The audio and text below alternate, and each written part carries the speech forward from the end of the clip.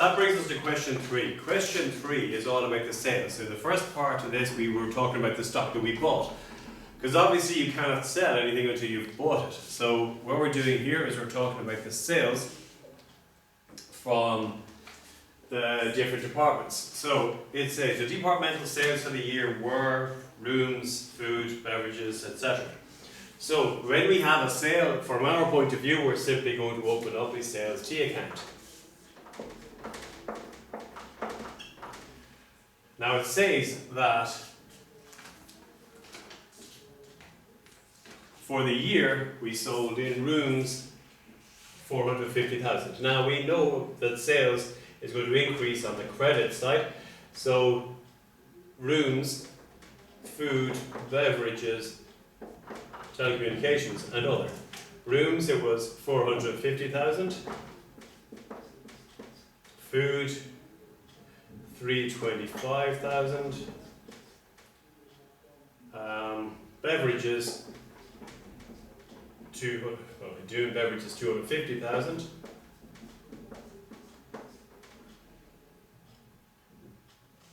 Telecommunications 32,500. 32,500 and other 12,750. Now within the question it mentions the fact that there are different levels of stock. But of course we don't have to worry about that just yet, because this just tells us how much of the stock that we bought in question 2 that we had to use to generate this amount of money. So this is the amount of money that we have made. But what it does say though is that they're all subject to 20% VAT with terms of 415, 230 and 60, where it says all discounts are related to food. But more to the point, it says it was paid 30% cash, 50% bank and 20% on credit. Now in order to ensure we don't start getting confused by putting in VAT and the other discounts at this point, we just simply finish it off. Again, making sure the debit and the credit, left and right, are perfectly balanced. So what we're going to do with this is we know that anytime there is a sale, anytime, it is going to affect current assets. That's pretty much a given. I mean, only in exceptional circumstances should it be different. So we have 50% of this amount of money is going to go to the bank, 30% to cash and 20% on credit. Right, so then the easiest thing for us to do under those circumstances would be to sum up the total amount and then separate those into the appropriate percentages. Right, so what are we talking about here?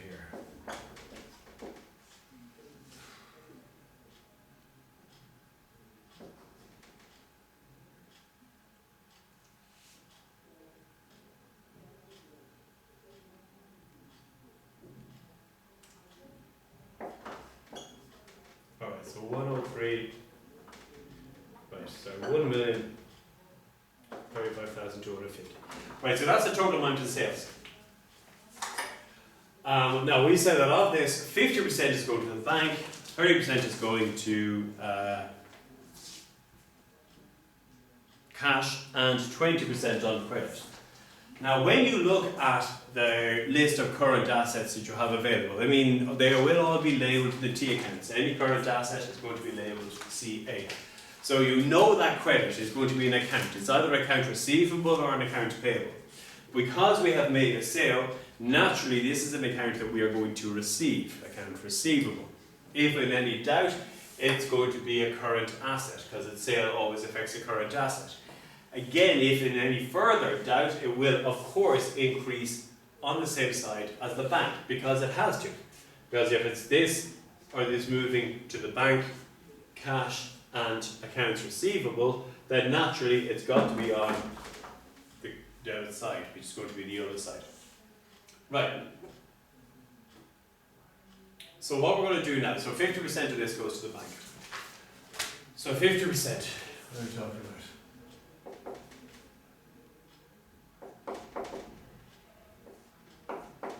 Right, and now we're going to need the other T accounts. I haven't created them yet, so we'll just have them here. Cash, which again is a current asset, and as we just mentioned, accounts receivable, which again is a current asset. So what do we say? 30% of it goes to cash. So 30% of this is going to cash.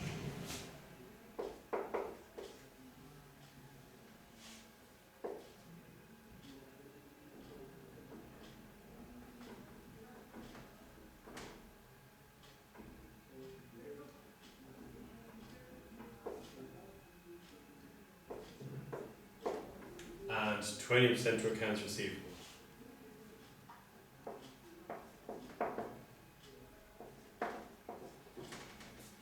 That's not right. There we go. Right, so there we go. So this basically is it. So this will be 20% on credit, 30%, 20% goes here, 30% goes here, and 50% does not go there, it actually goes there. And we're going to get rid of this to avoid any confusion. Right, so there we go.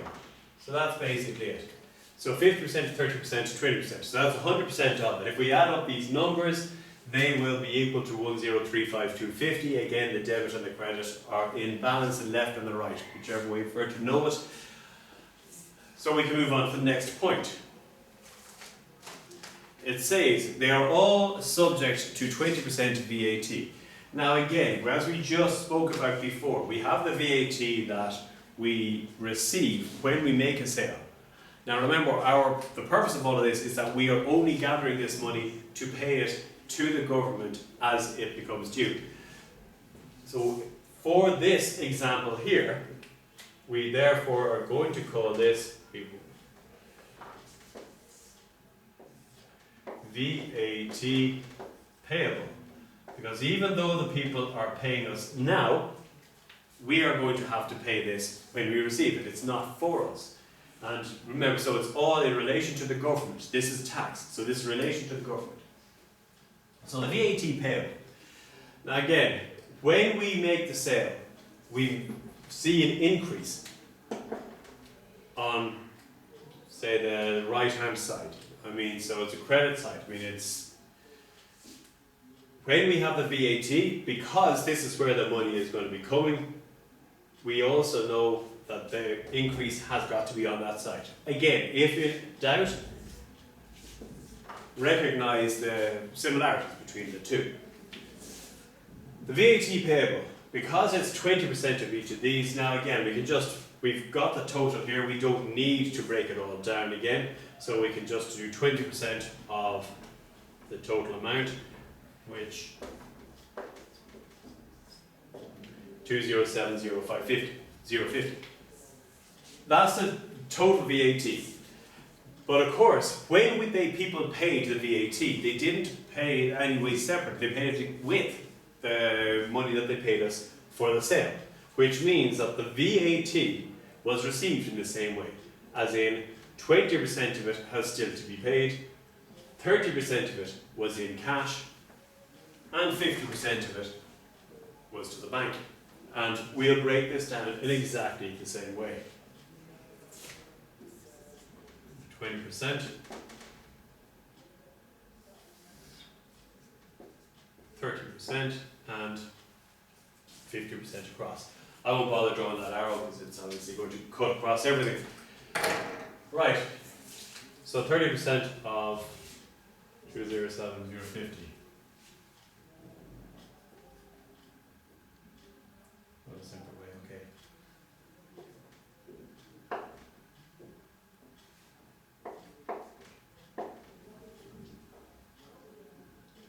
20%.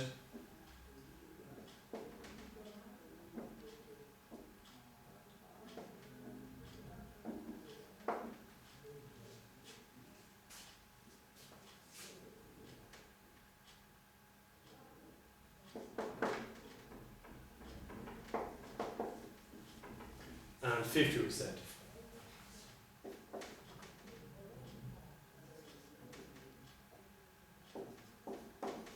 Right. So again, we broke down the VAT into the exact same ways. 20% that we're going to receive later, 30% in cash, and 50% that we got to the bank. So that's how it all breaks down.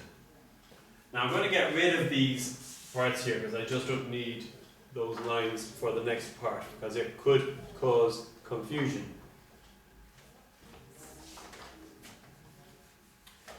Right, so there we go. Now that's our sales and our tax. Now it says here that it's all paid with the terms of 415 to 3860, which we will come to, but it also talks about how much stock. When we made the sale of 450,000, it says that we used 90% of our stock. Right, now in order to do this correctly, I'm going to get rid of this account, we no longer need it. I'm going to go back to the stock account that we did in question 2. Now the stock account, which was a current asset,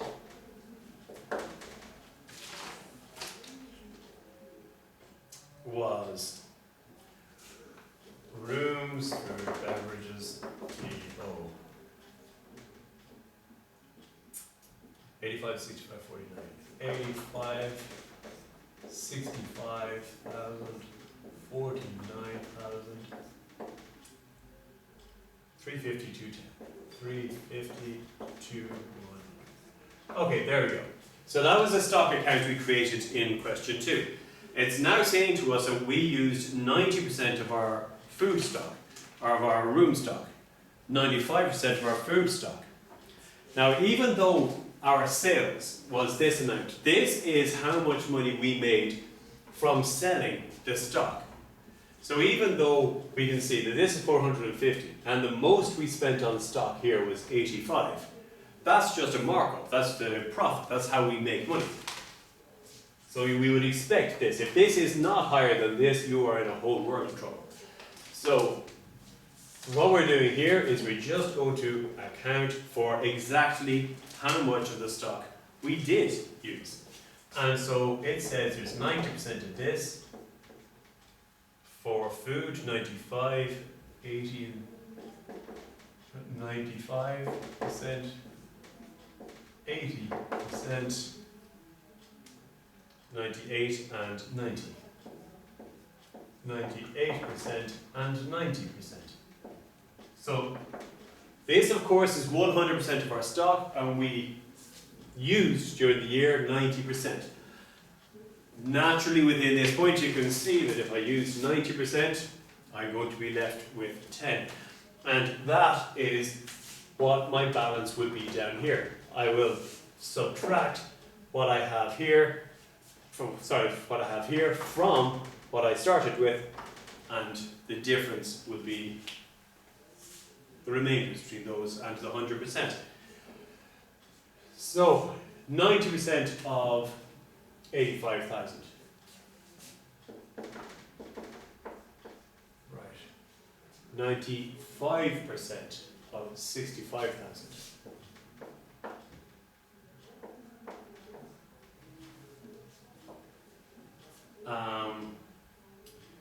80% of 49.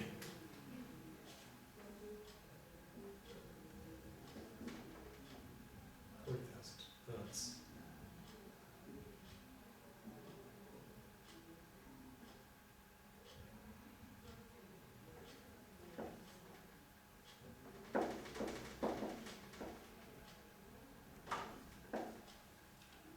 98% of 350.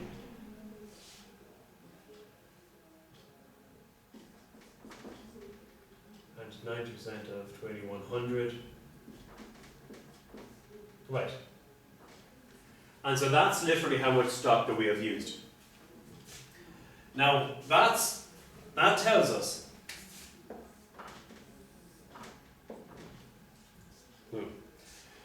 so this is how much we use. So when we subtract this from this, it will give us how much stock we have left.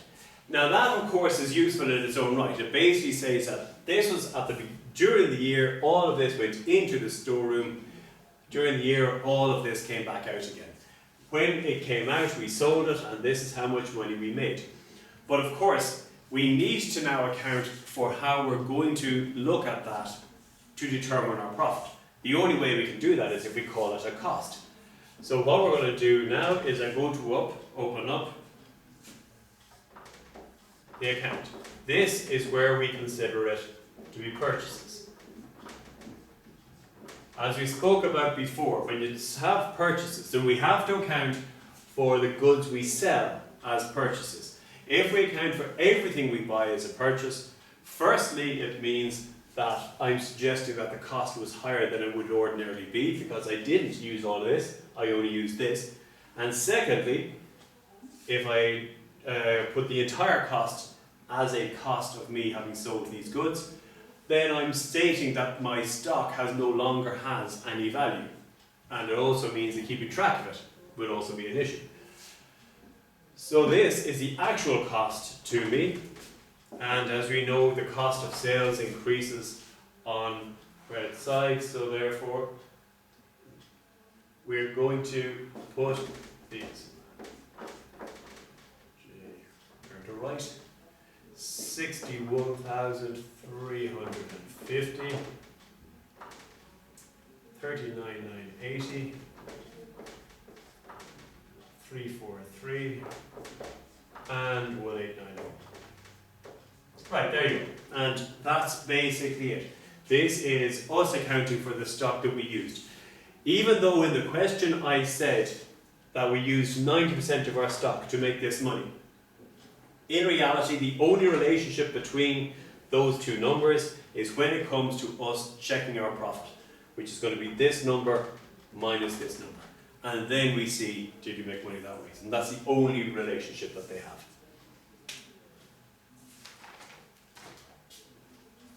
And the final part to this question is, it said that they were all sold with the terms of 4, 15, 230 and 60.